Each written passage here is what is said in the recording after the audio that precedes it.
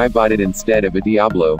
I like Italian things. It's not the statement you expect to hear from the owner of a small, heavily modified Japanese car. Keisuke Toda's immaculate blazer, red trousers and sockless loafers could have come straight from a Milanese window mannequin, though, so I'm inclined to take him at his word. It's a clothing combination not at all suited to the typhoon we're currently enduring. It's also no ordinary Japanese car he's brought along. Toda wants a Lamborghini Diablo GTR more than anything, save for a Sauber Mercedes Le Mans car. The Autozam AZ-1 is the Diablo he could afford, right down to its blazing yellow color scheme. An absolute lifesaver for photographers on a day like this. Think Diablo GTR connotations are far-fetched. The AZ-1 is a mid-engined, rear-drive sports car with absurd doors. While the proportions are skewed by its diminutive dimensions, it's shorter than a Smart ForFour, the styling influences are all low-slung and exotic. Diablo, F40, RS200, they're all in there, while another colleague spots a touch of McLaren F1 at the rear. However, the AZ-1 originates before Britain's most sacrosanct hypercar. It initially showed up as an idea car in the mid-1980s, preceding a generation rendition sold in the vicinity of 1992 and 1994. It was worked by Suzuki, yet sold via Autozam, a sub-brand of Mazda, and planned by an indistinguishable group from the first MX-5. It propelled as one prong of a trident of sports cars worked to Japan's emanation-busting K controls. The AZ-1 made up the end of the ABC of K-cars, entering the market around an indistinguishable time from Honda's Beat and Suzuki's Cappuccino. Much more intricate in plan than its counterparts, it was eminently more costly, as well. Its 1.49 million yen sticker price was minimal less expensive than a bigger, all the more effective MX-5, and most likely clarifies the AZ-1's short life. Less than 4,500 sold, leaving the Beat and Cappuccino to surpass it 7 times over. Each. While those are sensibly conventional roadsters in outline, the AZ-1 is something different through and through. K controls mean it's sold with a comparative 63 bhp 3-cylinder turbo engine. Every single one of the ABC trio got as near the 63 bhp 660cc braking points as could be allowed for most extreme execution. However, there's something unmistakably more focused about the little Autozam. The AZ-1 was sold with the catchphrase, "extreme taking care of machine," says Toda. It's a hustling car for people in general road with least inside design.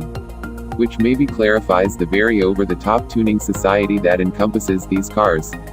As it attempted to offer different extraordinary releases developed from an AZ-1 with a huge subwoofer to a full ridicule model racer with real Porsche 962 componentry. It appears the car's proprietors have all been propelled to get the spanners out subsequently. When you're managing a car so minuscule, separating more execution is without a doubt a piece of cake, as well. Turn up the turbo's lift and you can twofold its energy, which in a 720 kg car with its paunch on the floor, is a change that makes itself instantly known. The 120 bhp of Toda's AZ-1 surely does. I wasn't anticipating that Toda's loafers should be so helpful for foot-sole area and toe gear changes, yet he works his way here and there the short-move 5-speed manual gearbox confidently, the blips of the AZ-1's exceptionally tuned engine all the raspier for its motorbike-sourced gearbox. It looks an uproarious and energizing driving knowledge, and I can't resist the urge to request a go, even in the midst of the deluge of rain expedited by Focal Japan's second hurricane in 7 days. However, not before asking how cordial the taking care of is first.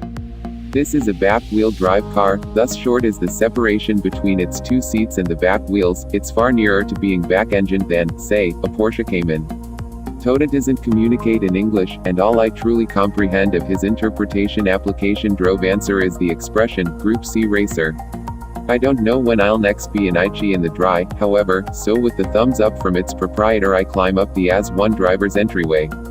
It requires an astounding measure of physical heave given its size. The favor power through pressure of a Mercedes SLS Gullwing obviously don't fit K-car spending plans, and in case you're 5'9" like me, you have to get within handle as you slide into the lodge, pulling the entryway down with you as you soak in. There's no way of achieving it once you're situated. Inside the AZ-1 is a cheerfully simple and slapdash place to be. The seats don't match, wiring and welding lie awkwardly about the place, and there are little stickers put close to its variety of secondary selling switches. All in Japanese. You have to spin through a few them to kick its little underdog engine into life. Once started, it saws away apparently millimeters from the driver's left eardrum. It's reverberating directly through me, and coursing through the materials inside. The AZ-1 may have a little heart, yet it pulsates through the entire car. I draw in first and handle the brilliantly titchy guiding wheel, far littler in distance across than the standard AZ-1's unusually out of extent edge, and pull away. Shy of a Tesla in ludicrous mode, I don't know I've encountered such sporty speeding up from halt. It hums out of the stopping region like a blue-arsed fly, its tiddly turbo engine incomprehensibly overwhelmed when you have the mass of a micro machine to move. Cold is uncommon, as well. The standing water here would outfox a hot bring forth on container tires, yet Toda's, my first supercar, appears determined. That weenie wheel turns the car in a flash, and the super sharp throttle reaction sends energy to the back wheels decisively. However, the car moves outrageous certainty and is totally natural in its conduct.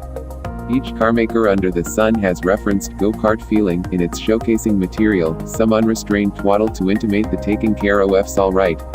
The AZ-1's bum on the floor dartiness truly draws near to giving the expression some believability. Extremely close. It's a brief yet splendid tester of a car that has captivated me as far back as it was covered away in the used car segment of Gran Turismo 2. To understand it's just as fun as it looks is a genuine delight. As is meeting one of its numerous over-the-top proprietors and tuners. I can perceive any reason why these make such great track toys. You could have a whale of a period on minor circuits at unobtrusive paces, with just a tire charge likened to ARC car distress over toward its finish. A cut value Diablo GTR, however. No. Be that as it may, not in the way you may anticipate. With regards to wringing a car's neck in tropical storm conditions, I think I'd take the AZ-1 without fail.